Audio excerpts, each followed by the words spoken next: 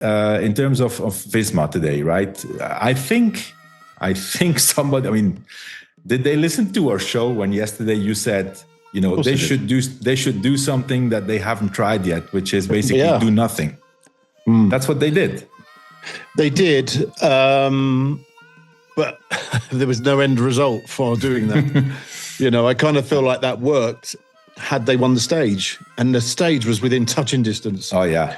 And if Jonas was prepared to lose everything in this tour in the previous days, to not finish second and try and win the tour, we understood that. But I kind of feel like he should have thrown everything at today to win the stage, because he could have stopped with 5K to go and had a coffee and still not lost a podium place here at the time, I'm the 2012 Tour de France winner, Sir Bradley Wiggins. And I'm Johan Bruyneel. I directed my teams to 9 Tour de France victories. Welcome to the Sir Wiggo and Johan Show, our daily show where we dive deep into the tactics behind every stage of the Tour de France. Hi, everybody. Welcome back to our show. As every day, presented by Ketone IQ. We're going to talk about stage 19, shortened stage today. We'll talk about that in a minute. With finish on La Planche, the last big mountain stage. We expected some fireworks. We had some, but probably not in the right groups. I'm here with Bradley Wiggins as every day. Bradley, what's your main takeaway of today's stage? Probably the stalemate between the top guys. We saw Tadej attack on the climb in the final. Jonas was able to stay with him. I didn't expect. Well, I was hoping Jonas wouldn't attack Tadej at that point and do what he's done every other stage. But I did think that he had a chance to win the stage today. And Arazman was floating there, 7 seconds, 8 seconds, just in front. And I kind of feel like if he opened up his sprint 100 meters earlier than he did, he would have got him on the line and won a stage. And I can't for the life of me understand why they didn't at least attempt to do that. Yeah. To salvage something in this Tour de France. Yeah. For me, that's the main takeaway. Also, we have Arendsman as a nice stage winner, second stage win, but the anticlimax a bit, right? Between those two guys, and especially I think the weight of this was on Yonas, because Tadej didn't have to attack with a 4-minute, 25-second advantage. Bradley, why do you think? I was going to say, I was going to ask you why you thought that Tadej did attack, but we'll talk about that in a bit. I'll talk about our first sponsor. Anyway, we're sponsored by Zift. This show is sponsored by Zift. Zift recently rolled out its new cog and click product. You can use it on almost any bike you already own, even one from Walmart. Point being, your bike doesn't need to cost $5,000. And it still feels like you're on a top-end smart trainer. Zwift Ready trainers are available from all the top manufacturers: Wahoo, Garmin, Elite, Jet Black, and Decathlon, setting a new benchmark for indoor training. All Zwift Ready trainers come with the new Zwift cog and click installed, making them ready to ride from the box, no extras needed. And if you know that now outdoor rides count towards your Zwift fitness score and trends, all you need to do is link your bike computer to Zwift Companion app. It's that big a development for Zwift. Bradley, we start the stage. I mean, we got the news yesterday evening, right? That the stage was going to be shortened because there was a strange thing, actually, a cow disease on the Col de Sizy. I mean, already that, I would think, if you still have a plan to attack, shortening the stage, getting a climb out or two climbs out, it kind of, this was obviously in the favor of the guy who was in the lead, but it was still plenty hard, instead of 4,500 meters, it was 3,900 meters of elevation, still a big mountain stage and only 95 kilometers. So full speed from the start. And before we get to the climb, we have, as we expected, a little trek, doing the first 12, 13 kilometers, I guess. Jonathan Milan wins the sprint and secures, I think it was already secured yesterday, now for sure, the green jersey. And then we get to the first climb. Straight away, it's this Col du Pré, which was the horse category climb, which was really hard. Mm. And straight away, we see the attacks going left, right, and center. The first guy I was surprised to see in the move was Primoz. What did you think when you saw Primoz go? Yeah, I mean, with a short stage like that, he had nothing to lose. We've seen he's got better every day in this Tour. And I did think it was an opportunity for him, not knowing who would chase and if anyone would chase as hard as they did, to potentially get a stage win in this Tour. And I think that was purely it. Primoz, he's tried everything else this Tour in terms of climbing up the GC slowly. He's got a teammate who's on the podium, who looks secure on the podium. So I think that was his attempt to try and win a stage in this Tour, not knowing that UAE would chase as hard as they did. Yeah. I can understand the initial idea of attacking and getting away. I'm a bit critical about what happened afterwards because, I mean, it's a great opportunity to try to win the stage. And if you get the distance and the room, of course, Primoz has the capabilities to win a stage like this. But I think that once they were off the Col du Pré, after the downhill of the Roseland, Primoz was there in no man's land for a long time. By then, I think it was clear that UAE wanted to keep it tight. We even saw also UNOX start to pace because Vauquelin was dropped and Johannesson could get up. So then I think it was clear that there was no stage win available. And I think the director should have said to Primoz, okay, that's it. We're not trying anymore because there's still the risk that Florian Lipowitz was under pressure from Oscar Onley.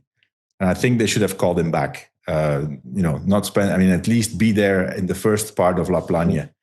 Because those 20 kilometers that Primoz did there on his own were obviously that was suicide. He would not win the stage and he was not able to do anything for Florian Lipowitz. So just to be a bit critical, right? And it's of course always easy to criticize when you see the results, but not great tactics from the car, I would say. No. So then once we saw UAE was controlling Bradley, I was thinking, okay, this is going to run into the Col of La Plagne, and UAE had more riders than Visma, if I'm not mistaken. Yeah. Yonas had one or two. Yeah, they had four, no? Yeah. And they were riding hard. Tim Wellins was riding really hard today to keep that gap down. And then, I think we were all thinking what would happen. It was very similar to Hotekam. We hit the climb, and Tadej did make that move, and he made it good. But once he seemed to back off again like he normally does, and I thought that was just testing the waters to see what everyone had, and that he would soon go again. But that wasn't to be. And Yonas, for the first time, didn't attack off the back of it. Yeah. And that is from that point onwards then that the tactics sort of went out the window, the textbook or what we thought would happen. That's where the anticlimax began. Yeah. That was a bit, we could say disappointing, but let's also not forget this is after 3 weeks of racing, and and especially if and it's clear that Pogačar obviously doesn't have the freshness that he had in the Pyrenees. That's obvious. And so if you don't really have to, then I think he just wants to play it safe. He won 4 stages already. It's not going to change anything, and he knows that if he doesn't do anything wrong, he's winning the Tour. So anyways, before we start to talk about the last climb, Bradley, I want to talk about our presenting sponsor, Ketone IQ, as every day. Ketones are widely used in the peloton and in every other endurance sports. Personally, for me, I'm very a fan of this format, the 10-gram Ketone IQ shot, no caffeine, no sugar. It's been proven that it boosts athletic performance. In a placebo-controlled study with trained athletes, Ketone IQ boosted average sprint power by 19%, peak power by 13%, cut fatigue by 10%, and spiked blood ketones 5 times in just 20 minutes. Additionally, it also helps for a faster recovery. Ketone IQ has teamed up with Team Visma Leasebike, very dominant team here in this Tour de France, and with the University of Leuven to explore recovery and high altitude adaptation. Their key findings: improved blood flow, higher muscle oxygenation, and better endurance and stamina. So take your shot, get 20% off your order at ketone.com/themove using the code THEMOVE. Ketone.com/themove with the code THEMOVE. Okay, Bradley, as you said, we get to La Plagne. Tim Wellins. I mean, what can we say about this guy? He was pulling in the valley. He pulled, super, super hard at the start of La Plagne. And not much happens, right? Not much happened, except the only thing we saw was Roglic get dropped at the bottom, normal. And then Decathlon takes over, and they set the pace for Felix Gall, which worked out fine. I mean, I think the interesting thing on La Plagne was more the races within the race for fifth, for third, than the battle for the win. Yeah, that's the way it looked, didn't it? But you know what? In this Tour de France, nothing really makes sense anymore. In the way the riders race, the tactics that are deployed, it goes against sort of the traditions of cycling in terms of what you think's going to happen, and that makes it more exciting. It keeps us questioning things all the time. But when it comes down to it, there's only two riders that have anything in this Tour, and hats off to Arisman today. He took his opportunity right at the right time and committed, and he's won both his stages like that in this Tour. So yeah. Well, personally, I think that today's stage, Bradley, today's stage of Arendsman is more impressive because he went away from the group of favorites. He didn't go from a breakaway, right? And on Super Bagnères, he was in a breakaway and he kept it. But this was really impressive. I mean, he's a guy who's not in GC, so obviously he knows that when those two guys go full gas. Now the question is, and this is probably why Arendsman had a chance, is that they tried once, but then afterwards he never went full gas. No, he didn't. Right. But when Tadej was riding on the front, he was bringing the gap down himself. You know. Yeah. But I think he was not. I mean, he was obviously. We can talk. I mean, I want to talk a little bit about the Visma tactics. I just want to highlight what a performance of Arendsman. 2 stage wins, 2 one in the Pyrenees, one in the Alps. First Tour de France, still a young rider, and I mean, basically, Arendsman saves the Tour de France for Ineos. He has done, yeah. I mean, it's a sort of the resurgence of him, really, because he hasn't done much for a few years, has he, since that Vuelta stage win when he was up there on GC as well. But he's come to the fore this year, and he's really come of age. And it's so easy to dip your head after you've won a stage in the Tour and just ride Gruppetto and say your tours. But so to come out again today and target this and ride the way he did, that's very impressive. But I think that's got a lot to do with the team he's in. Brailsford perhaps being back on the race. Brailsford would have rallied the troops and made sure they didn't dip their heads.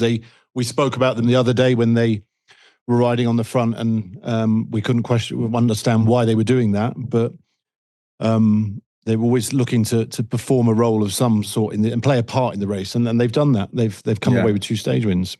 What I really find impressive about Arendsman also, Bradley, is let's not forget, this guy did the Giro, and he was actually going for GC in the Giro, and it didn't work out. It was a disappointment, and he came to the Tour just to check what it was. He goes away with 2 stage wins. That's pretty impressive. Crazy. Yeah. It just shows you, doesn't it, how cycling works sometimes. Yeah. It was nice to see. I mean, I just saw a little clip after the finish. He was interviewed by Michael Bogert, who was the Dutch guy who also won La Plagne. He won in La Plagne, if I'm not mistaken, in 2000, maybe 5. I don't remember now. It was 5. I think it was 2005. Ex-teammate of mine in Rabobank. Great rider. But yeah, I mean, I was listening a bit to the Dutch commentary on Eurosport, and it was very, very exciting. They were pushing. So Bradley, Arendsman wins, Jonas second, Pogačar third. More importantly, Lipowitz secures third place. I think that was the race of the day, basically, right? Yeah. So unfortunately, Oscar only didn't have it today. I mean, still great performance, but Lipowitz was just a bit better. He just slipped off, didn't he, in the last couple of K there, Oscar. He's had a great tour. And I think if you'd have told him at the start of this tour, you're going to finish fourth, he'd have took that. But I tell you who, I mean, Lipowitz surprised me today because he's had a few tough days by his own admission. Yeah. And he's made those tough days himself. Like yesterday, he had half the stage riding on his own. So to recover and be consistent as he has done through the mountains and through 3 weeks of a Grand Tour, that he's well deserved for that third place. And the guy has a big engine. The guy has a huge engine because, you could also see once he saw that because there was not an attack, just Oscar only just couldn't hold the rhythm anymore. He looked back. He was on the radio asking, and they told him to go pace. I mean, then he paced basically to the finish. I thought personally that was going to be the guy who was going to prevent Arensman from winning the stage, because if it was Jonas who had to go himself, I mean, he was going to wait. So a super impressive performance of Lipowitz. Also Felix Gall moving up to fifth place, also really good, and Tobias Johannesson moving up to sixth place for X. I mean, that's quite the really tour big. Also. And Vaclan, he just suffered in this last. He's suffered in the Alps, hasn't he? And dropped a little bit more every day. Yeah, we could see that coming bit by bit. He got worse and worse, and today he cracked. I mean, he's still in the top 10. I think he would have taken that before the start of this Tour de France. But big surprise for me. And another ride of the day was Ben Healy securing top 10. Very impressive. He's just very going, impressive. Hasn't he? He's just incredible. Going. Yeah, very impressive. He was hanging on there. I mean, the guy can climb, man. I mean, he's fighting for top 10, but he was there with the top 7, 8, Now, what I want to ask you, Bradley, in terms of Visma today, right? I think somebody, I mean, did they listen to our show when yesterday you said, they should do something that they haven't tried yet, which is basically do nothing. That's what they did. They did, but there was no end result for doing that. I kind of feel like that worked had they won the stage, and the stage was within touching distance. Oh yeah. And if Yonas was prepared to lose everything in this tour in the previous days, to not finish second and try and win the tour, we understood that. But I kind of feel like he should have thrown everything at today to win the stage, because he could have stopped with 5K to go and had a coffee and still not lost a podium place here at the time, True. Yeah. And he had to sprint 50 meters earlier. Yeah. Well, I mean, it's not just about that, because that's difficult to calculate, right? I did wonder whether he, in the back of his mind, because that was the first stage he's beaten Tadej on a summit finish in this tour. Yeah, I wonder in the back of his mind whether he thought if he went earlier, Tadej would come with him, Tadej would go over the top, Tadej would win the stage, and he would lose the stage. And I wonder if there was some sort, we're not going to take you to a stage win. If you want to win the stage, you have to go yourself. I mean, I don't know. Well, that's the only thing I could think of. In that scenario. I know. I mean, I don't know if he really thought that Pogacar was going to bring him to Arensman and then, beat him in the sprint. I saw a quote here of Grisha Nierman, who was interviewed about today, and he says it was close, but unfortunately we didn't win, said Grisha Nierman, head of racing of Visma Lease Bike. What was our plan? To follow, because we were sure that UAE and Tadej would go for the win. It was no longer possible to make up 4 minutes 30 today. We wanted to win, and this was the way to beat Tadej, to make him work. But he clearly wanted to win himself, and they miscalculated. Hats off to Time and Arensman and Ineos. I think the guy who miscalculated was Jonas, not Tadej. So, I mean, listen, it's debatable. They tried something different. He did beat Pogacar, but he didn't win the stage. So, you can't really be satisfied with that, I think, right? No. And that's the Alps done now, isn't it? Yeah, that's basically. I mean, we know that the GC is over. tomorrow's a difficult stage. Before we talk about tomorrow, I want to talk about our daily Ventum trivia. Here we go. So the question about yesterday was a recent addition to the high mountain finishes at the Tour. The Col de la Loze is quickly gaining infamy for decisive duels and GC shakeups. What feature of this climb makes it unique amongst other climbs used in the Tour? What feature makes it unique? And the answer is, it features a bike-only section to the summit, purposely built for the Tour de France. I didn't know that. Mm. I didn't know that. Today's question about stage 19 is, in the final kilometers of the difficult climb to La Planche, riders will pass another historic alpine sporting venue. What is it? Riders will pass another, or have passed, another historic alpine sporting venue on the climb of La Planche. What is it?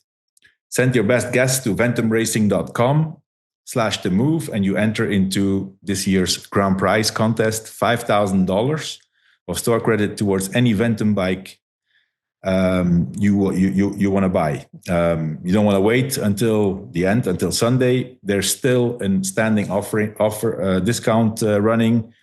10% off the whole site using the code TheMove10, and 20% off any NS1 build with the code NS120. Tomorrow's stage, Bradley. We can see the profile here. Not an easy stage. I mean, no. From Nantua to Pontarlier, 184 kilometers, 3,000 meters of elevation. This is a stage, man, I mean, after the Alps to have to do this. and so many... so many stage teams still haven't won a stage. It's the last chance for a lot of people, barring Paris, which will be a bit different to what it usually is this year. And that remains to be seen how different. But I think it's going to be like it has been every other day. It's going to be out the blocks. Everyone's going to be trying to get into the breakaway. And we could have a decent-sized group going away tomorrow, that everyone completely out of the GC. Or, I can't see it being a sprint of any kind tomorrow. I think there's no chance. No chance. No. So a good 20-man break, something like that. Yeah, I think it's breakaway for sure. It cannot be a GC day. The battle is over. Nobody's going to drop anybody of the GC guys. There's nobody who's going to get in. Even if those climbs, the first climb is a bit longer, but it's 4%. You're not dropping the guys in the top 10 on climbs of 4%, 6%. So I think it's breakaway. Yeah. We'll be back to comment about that stage tomorrow. Thank you, Bradley. And thank you. See you soon. Okay. See you later, mate.